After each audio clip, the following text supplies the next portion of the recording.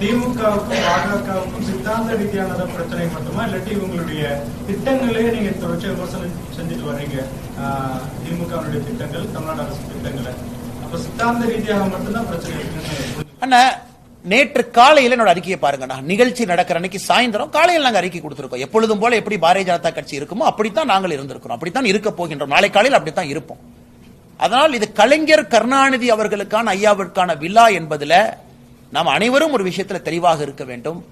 ஒரு தலைவர் தன்னுடைய உழைப்பை எல்லாம் கொடுத்திருக்கிறாங்க. சித்தாந்த ரீதியில எங்களுக்கு ஏகப்பட்ட மாறுபாடுகள் இருந்தாலும் 5 முறை முதலமைச்சர்கள், மக்கள் முட்டாள் இல்ல, எல்லாருமே யோசிச்சு ஒருத்தரை தேர்வு பண்றாங்க. அதற்கு மரியாதை கொடுக்கணும், அந்த பதவிக்கு மரியாதை கொடுக்கணும், பொறுப்புக்கு மரியாதை கொடுக்கணும். One of the tallest leader Indian politics, அதுல எந்த மாற்று கருத்தும் இல்லை. எங்களோடு 1999 இருந்து கூட்டணியில் இருந்தாங்க, அதுவும் மாற்று கருத்து இல்லை. அவர்களுக்கு கொடுக்க வேண்டிய மரியாதையை பாரதிய ஜனதா கட்சி இலக்கணமாக மத்திய அரசு கொடுத்திருக்கிறாங்க. எல்லோரும் எங்களை என்ன சொல்லுவாங்க, நாங்கெல்லாம் ஒண்ணு, நீங்க மட்டும் தனி, எதிர்கட்சியுடைய குரவலையை நசிக்கிறீங்க. ராஜ்நாத் சிங் ஐயாவுடைய பேச்சு என்ன? இன்னைக்கு காலையில முதலமைச்சர் அவர்கள் கூட அந்த பேச்சை குறிப்பிட்டிருந்தாங்க. அவருடைய பேச்சை முழுமையாக ஒரு கட்சி தொண்டனாக முழுமையாக நாங்கள் ஏற்றுக்கொள்கின்றோம். என்ன பேசியிருந்தாங்க? 1973 குறிப்பாக தேசிய கொடிய ஒரு மாநிலத்தினுடைய முதலமைச்சர் ஏற்றுவதற்கு அங்கீகாரம் பெற்றுக் கொடுத்திருக்கிறாங்க.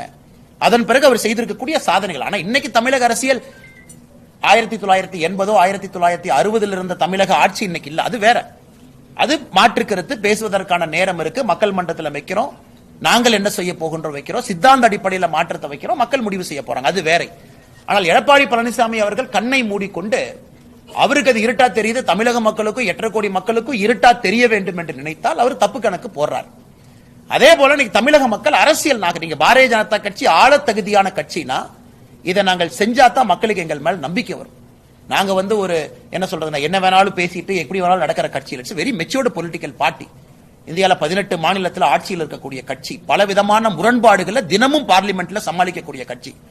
எங்களுக்கும் இன்னொருத்தருக்கும் மாற்று கருத்து இருந்தாலும், உதாரணத்துக்கு ஜார்க்கண்டுடைய முதலமைச்சர் ஜெயிலுக்கு போயிட்டு வந்து 5வது நாள் அப்பாயின்மெண்ட் கேட்டா சரிசமமாக பிரதமரோடு அமர்ந்து பிரதமர் நேரம் கொடுப்பாங்க. இந்திய அரசியல் அவர் முதலமைச்சராக வந்திருக்கின்றார்.